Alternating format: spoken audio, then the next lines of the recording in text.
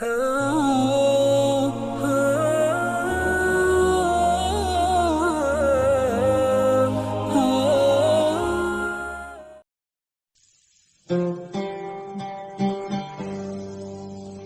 Nabi Hud alaihissalam dan kaum Ad disebut beberapa kali dalam Al-Quran.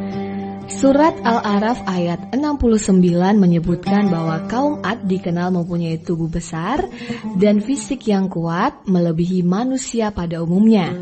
Surat Asy-Syu'ara ayat 130 menjelaskan bahwa mereka adalah manusia-manusia kokoh dan memiliki tenaga yang luar biasa. Sebelum mereka ada, Allah SWT belum pernah menciptakan suku yang hebat dengan banyak kelebihan seperti ini. Walaupun hidup di wilayah berpasir, tetapi kaum Ad mampu mengolah tanah negeri mereka menjadi sebuah negeri yang subur dan makmur. Bermacam-macam pohon tumbuh dan berbuah ranum. Kebun-kebun jagung serta ladang-ladang gandum terhampar luas. Negeri kaum Ad disebut sebagai negeri Al-Ahqaf atau negeri bukit-bukit pasir, yaitu meliputi daerah padang pasir Rubuh Kholi, Aman, sampai ke Hadramaut di Yaman. Allah SWT telah memberikan berbagai kenikmatan pada kaum Ad. Mereka menjadi suku terbesar di antara suku-suku lainnya. Namun mereka enggan bersyukur, bahkan melupakan Allah SWT. Kemudian Allah mengutus Nabi Hud alaihissalam untuk berdakwah kepada kaum Ad agar mau kembali kepada ajaran tauhid atau menyembah Allah. Nabi Hud adalah keturunan dari Nabi Nuh alaihissalam. Garis keturunannya sebagai berikut: Nuh, Sam, Iram, Aus, Ad, Halut atau Hulut, Roboh atau Raya, Abdullah, selanjutnya Nabi Hud alaihissalam. Ia berasal dari keluarga yang dihormati. Kedudukannya yang istimewa ini dimanfaatkan oleh Nabi Hud untuk menyeru agar kaum Ad meninggalkan berhala dan hanya menyembah Allah SWT. Tahun 2400 sebelum Masehi, Nabi Hud diutus oleh Allah SWT sebagai nabi. Dikisahkan pada saat itu kaum Ad telah membuat patung berhala. Namanya Syada, Syamud, dan Haba. Patung-patung ini mereka sembah karena mereka percaya bahwa patung-patung itu dapat menolong dan mendatangkan rezeki. Kaum Ad merupakan umat manusia yang pertama kali menyembah berhala setelah peristiwa banjir besar pada masa Nabi Nuh alaihissalam. Hal ini terjadi karena mereka terlena dengan kesenangan-kesenangan hidup yang melalaikan. Mereka suka menindas orang yang lebih lemah, bersenda gurau secara berlebihan, dan gemar bermaksiat. Kaum Ad sehari-hari tinggal di tenda-tenda. Dalam surat Al-Fajr ayat 7, mereka disebut sebagai bangsa Iram yang terkenal dengan tiang-tiang tendanya. Namun mereka juga gemar membangun istana dan benteng dari tanah yang tinggi. Sesekali mereka tinggal di istana dan benteng-benteng yang mereka bangun ini.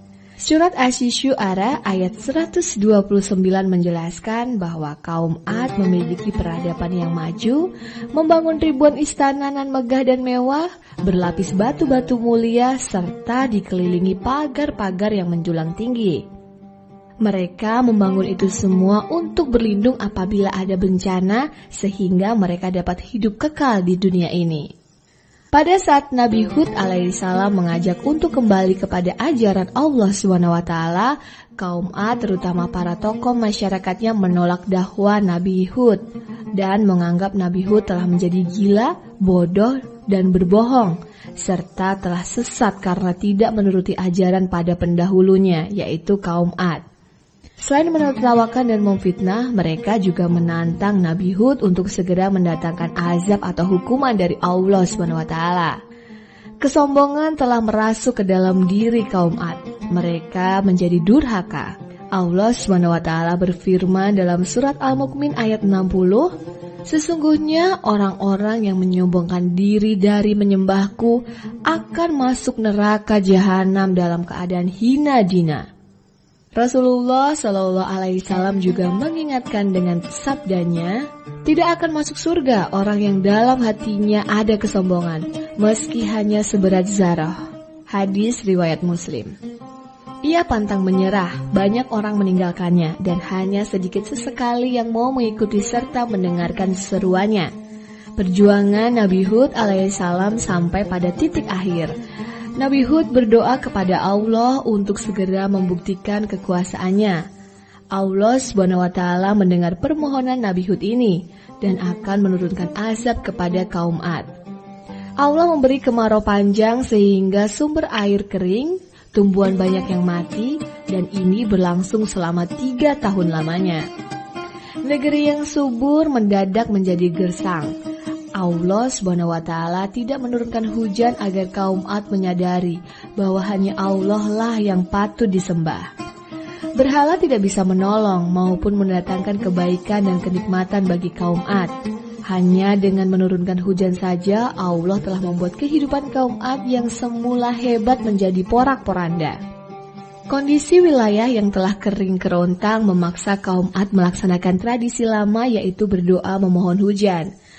Tradisi ini selalu dilakukan di tanah haram Mekah. Para pemimpin kaum Ad mengutus salah seorang dari mereka yang bernama Hil untuk berdoa di Mekah. Di perjalanan, Hil singgah selama 1 bulan untuk meminum khamir atau minuman yang memabukkan di rumah Muawiyah bin Bakhar. Di sana, ia juga berbuat kemaksiatan dan dosa. Setelah itu baru ia melanjutkan perjalanan menuju Mekah. Di Mekah, Hil naik ke Bukit Tihamah dan berdoa meminta agar hujan diturunkan kepada kaum Ad. Doa tersebut tidak terwujud, apalagi Hil telah melakukan perbuatan dosa sebelum memanjatkan doa. Usaha kaum Ad mengutus Hil untuk berdoa ini sia-sia belaka. Kemarau panjang masih terus berlanjut, bahkan makin parah. Kaum Ad belum juga bertobat dan mendengar ajakan Nabi Hud. Kaum Ad lebih senang berdoa kepada berhala-berhala. Upacara persembahan besar-besaran kepada Dewa Syamud dan Dewa Al-Hatar diadakan dengan harapan para berhala dapat mendatangkan hujan. Tidak lama, dari kejauhan terlihat rombongan awan mendung yang beriringan datang ke arah kaum Ad. Mereka bersorak-sorai menyambutnya. Hujan sebentar lagi turun, pikir mereka. Dalam surat Al-Ahqaf ayat 24 disebutkan, setelah 3 tahun tidak turun hujan, tiba-tiba datanglah awan yang sangat pekat.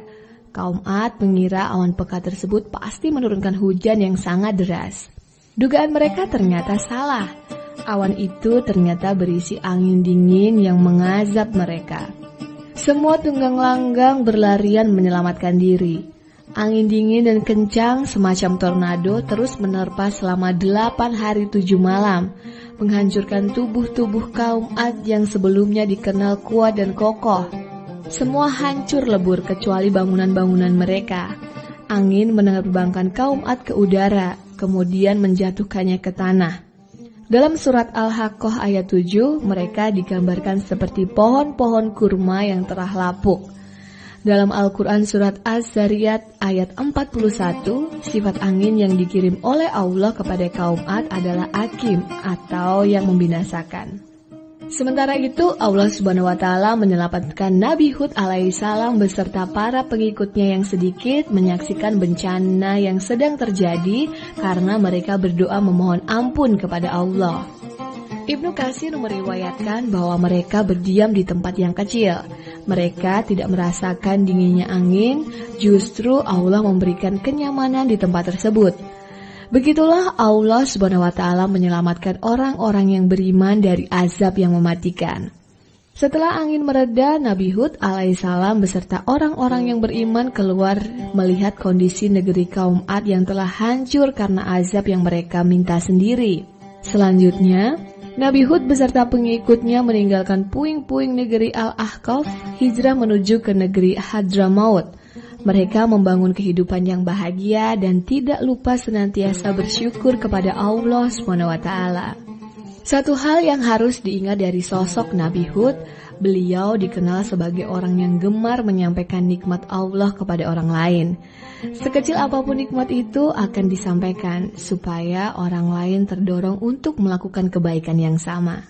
Dalam surat Ad-Duha ayat 11, Nabi Muhammad SAW mendapat perintah dari Allah untuk melakukan hal yang sama dengan apa yang dilakukan oleh Nabi Hud alaihissalam.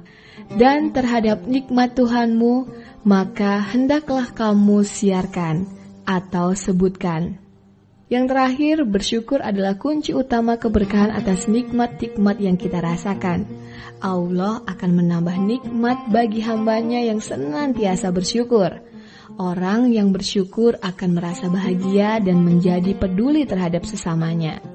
Demikian kisah Nabi Hud alaihissalam. Atas izin Allah SWT, akhirnya Nabi Hud menetap di Hadramaut hingga wafatnya dan dimakamkan di sana.